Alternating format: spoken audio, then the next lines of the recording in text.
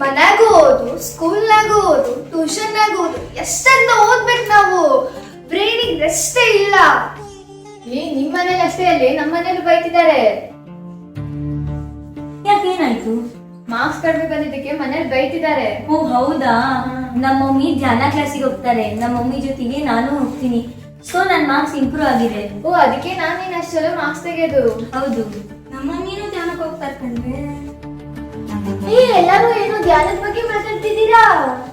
ಏನಿಲ್ಲ, ಇವ್ರ ಮಮ್ಮಿ ಏನೋ ಧ್ಯಾನ ಕ್ಲಾಸಿಗೆ ಹೋಗ್ತಾ ಇದಾರಂತೆ, ಅದ್ರ ಬಗ್ಗೆ.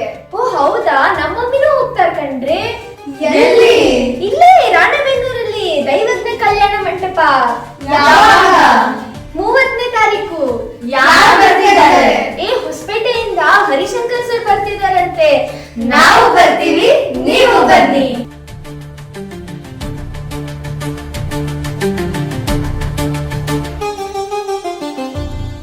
PMC ಕನ್ನಡ ಚಾನೆಲ್ ಅನ್ನು ಲೈಕ್ ಮಾಡಿ, ಶೇರ್ ಮಾಡಿ, ಸಬ್ಸ್ಕ್ರೈಬ್ ಮಾಡಿ ಮತ್ತು ಮಾಡಿಸಿ. ಎಲ್ಲರಿಗೂ ಧನ್ಯವಾದಗಳು.